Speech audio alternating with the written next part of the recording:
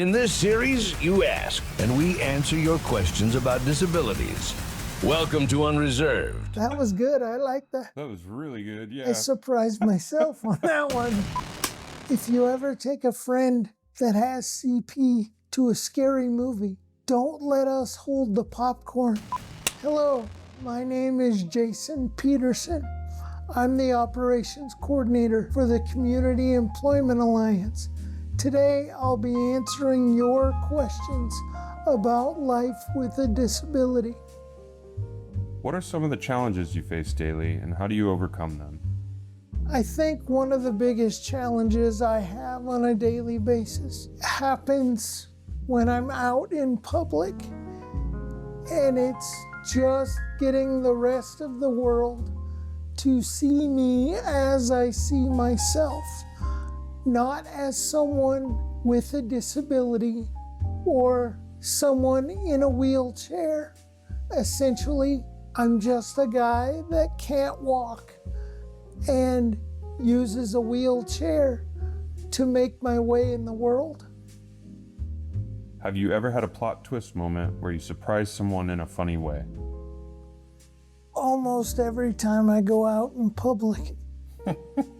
And I say that only because plot twist moments when you have a disability are a regular occurrence throughout life, because sadly, the general public seems to assume dysfunction instead of seeing the person in the chair. What is the biggest misconception people have about living with a disability? To answer that question properly, I think I would have to say the biggest misconception that I've run into in my life is the assumption that because I have a physical disability, there is also something wrong with my intellectual ability. How do you define disability, and how has that definition evolved over time? Well, it's interesting you ask that question, because my definition of what a disability is sort of changes on the day and my mood. That's a hard question to answer, because a disability can be physical or intellectual or, wow, I really am not sure how I would answer that question. Wow, I wasn't expecting them to be so difficult. We can move on. How do you stay motivated while facing obstacles? Don't we all face obstacles of one form or another? I mean, my life isn't 180 degrees different because of my disability. So I really don't think staying motivated when facing obstacles is something that directly relates to my wheelchair or my cerebral palsy. In one form or another, everyone faces obstacles, whether they are intellectual or physical. So staying motivated has everything to do with how you approach the problem. What's a lesson you've learned from living with a disability that you think everyone could benefit from? Don't cross when it says don't walk.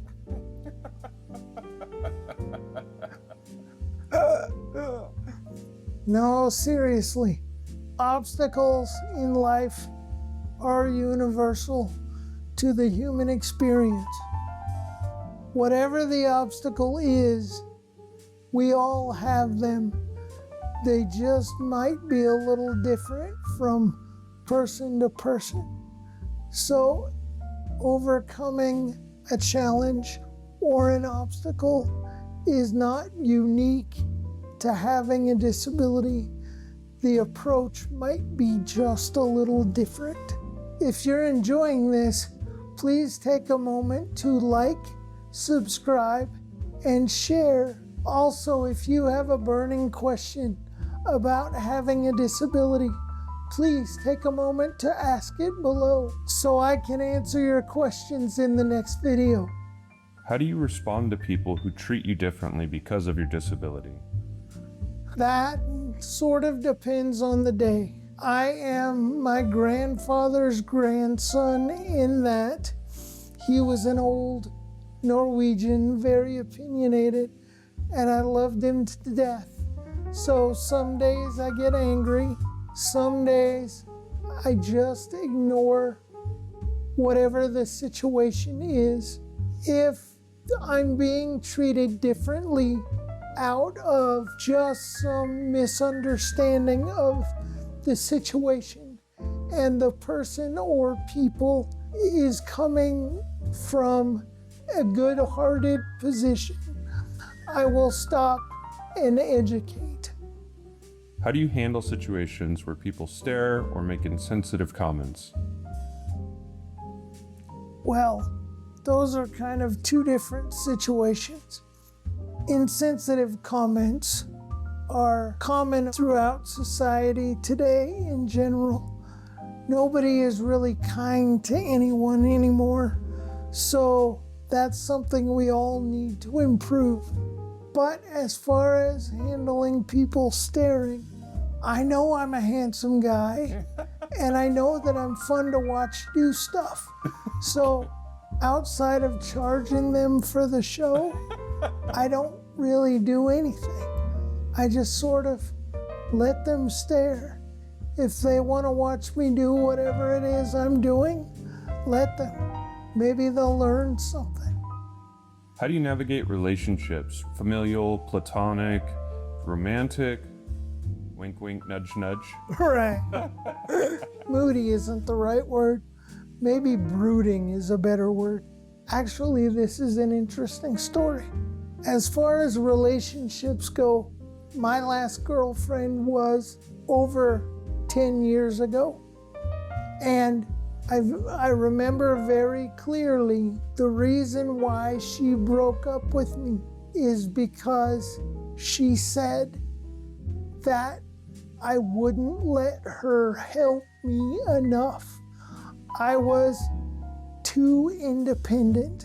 I didn't understand at the moment what that meant, but over the years I've thought about it, and she wanted me to rely on her for my every need.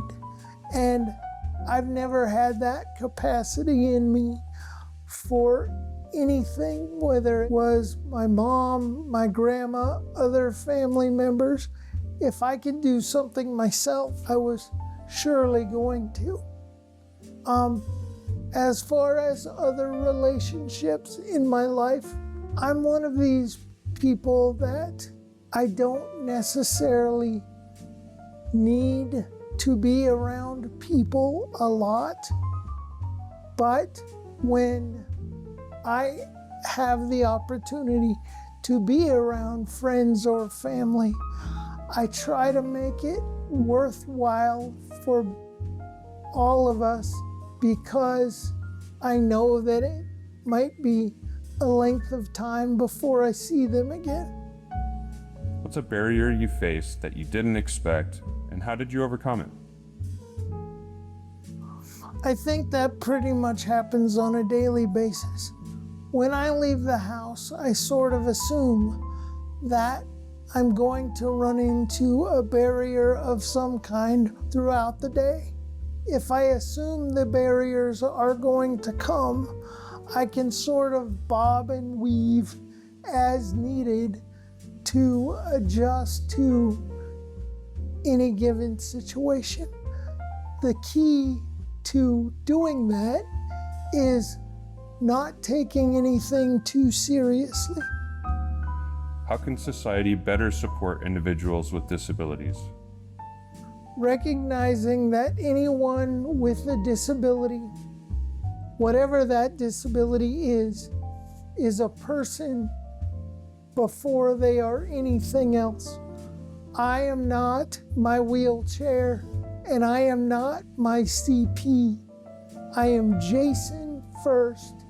If you're still watching, please take a moment to like and subscribe. Ask your questions below so we can learn together on the next video. Thanks for hanging out with me today.